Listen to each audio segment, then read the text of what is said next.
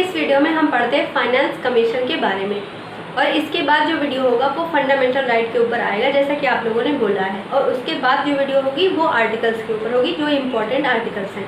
Okay, तो चलो अब फाइनेंस कमीशन के बारे में हम पढ़ते हैं। सबसे पहली बात, फाइनेंस कमीशन के लिए हमारे संविधान में अनुच्छेद कौन सा है, तो अनुच्छेद नंबर है 280। फाइनेंस कमीशन में जो मेंबर्स होता है उनका रेशियो क्या होता है, 1+4 का होता है। 1 मतलब जो चीफ होता है और 4 का मतलब क्या है, अदर मेंबर्स जो होंगे। प्रेजेंट में आप सबसे पहले ये ध्यान रखिए कि सबसे पहले फाइनेंस कमिश्नर कौन थे, तो के सी नियोगी जी थे। कब थे, 1951 में। अब के सी नियोगी नाम से आपको कुछ याद आना चाहिए। मैंने आपको बताया था नीति आयोग तो नीति आयोग किसकी जगह पर रिप्लेस करके लाया गया था, प्लानिंग कमीशन की जगह पर। और प्लानिंग कमीशन भारत में किसके कहने पर आया था, तो उसके लिए कमेटी बनाई गई थी, के सी नियोगी कमेटी 1946 में। याद आ रहा है, के सी नियोगी जी की अध्यक्षता में कमेटी गठित की गई थी 1946 में, जिनके कहने पर भारत में प्लानिंग कमीशन योजना आयोग आया था। तो उन्हीं की अध्यक्षता में जो पहली फाइनेंस कमीशन है वो बनी थी 1951 में। अब चौथी फाइनेंस कमीशन जो थी उसके हेड कौन थे, राजमन्नार के नाम पे एक कमेटी हमें पढ़ने को मिलता है, लेकिन इन कमेटी तो ठीक है, लेकिन इनका नाम हमारे लिए इम्पोर्टेंट है, इसलिए फोर्थ फाइनेंस कमीशन किसके द्वारा हेड किया गया है, इसका नाम आपको पता होना चाहिए।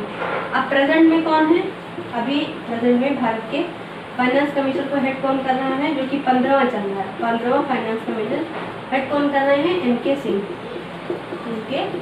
जी। ठीक है, अब ये जो अपनी रिपोर्ट होती है फाइनेंस कमीशन की, वो किसको सौंपते हैं, तो ये अपनी रिपोर्ट किसको देते हैं, प्रेसिडेंट को ये अपनी रिपोर्ट सौंपते हैं। किसे सौंपते हैं, प्रेसिडेंट को।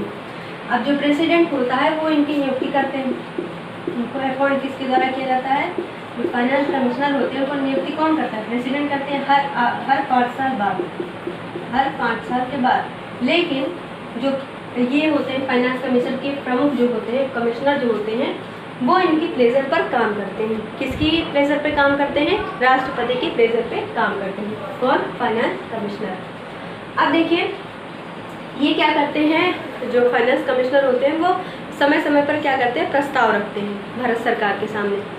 अब आपसे क्वेश्चन यहाँ से पूछा जाता है कि क्या भारत सरकार इनके द्वारा जो दिया गया प्रस्ताव होता है उसको मानने के लिए बाध्य होती है या नहीं होती है। तो ध्यान रखिएगा, स्टेटमेंट ये आपसे क्वेश्चन में पूछा जाता है, तो ध्यान रखिएगा इसको कि इनकी जो रिपोर्ट होती है या फिर इनकी जो कहना होता है, इनका जो बात इन्होंने रखी गई, इनके द्वारा रखी जाती है, वो गवर्नमेंट ऑफ इंडिया मानने के लिए बाध्य नहीं होती है। इस पर खास ध्यान रखिएगा क्योंकि ये आपसे पूछा जाता है पेपर में स्टेटमेंट बनाकर। और ये जो फाइनेंस कमीशन होती है हमारी, इसको एक नाम से जाना जाता है, बाइंडिंग नहीं बैलेंसिंग। क्या बोलते हैं इसको, balancing wheel of fiscal federalism in India. ये स्टेटमेंट भी याद रखिएगा। स्टेटमेंट वाइज आजकल सवाल बनते हैं, तो आपसे ये हो सकता है पूछ लिया जाए कि इनमें से कौन सा बैलेंसिंग का काम करता है, इसके लिए फिस्कल फेडरेशन के लिए भारत में, तो कौन हो जाएगा, फाइनेंस कमीशन ही हो जाएगा। पहली फाइनेंस कमीशन को हेड किसके द्वारा किया गया था, के सी नियोगी जी के द्वारा। इन्हीं के कहने पर इन्हीं के नाम पर एक कमेटी बनती है 1946 में, जिसके द्वारा कहने पर 1950 में हमारे भारत में क्या आता है, योजना आयोग आता है, जिसके स्थान पर प्रेजेंट में अभी कौन है, नीति आयोग है। नीति आयोग कब बनता है, डेट बताइए, मैंने आपको पढ़ाया हुआ है, 1 जनवरी 2015, ये है ना नीति आयोग। और नीति आयोग को बनाने के लिए प्रस्ताव कब आया था, 13 अगस्त 2014 में। डेट दोनों ही इम्पोर्टेंट है, इसलिए दोनों याद रखिएगा। ये तो 8 बन गया। फाइनेंस कमीशन में हेड अभी जो मेंबर्स हैं उनका रेशियो क्या, 1+4 का है। 1 कौन होगा, जो मेन हेड होता है, 4 कौन होंगे, अदर मेंबर्स होंगे। चौथी फाइनेंस कमीशन होती है, उसके हेड कौन थे, राजमन्नार जी थे। इसके लिए आर्टिकल भारत में कौन सा है, 280 है।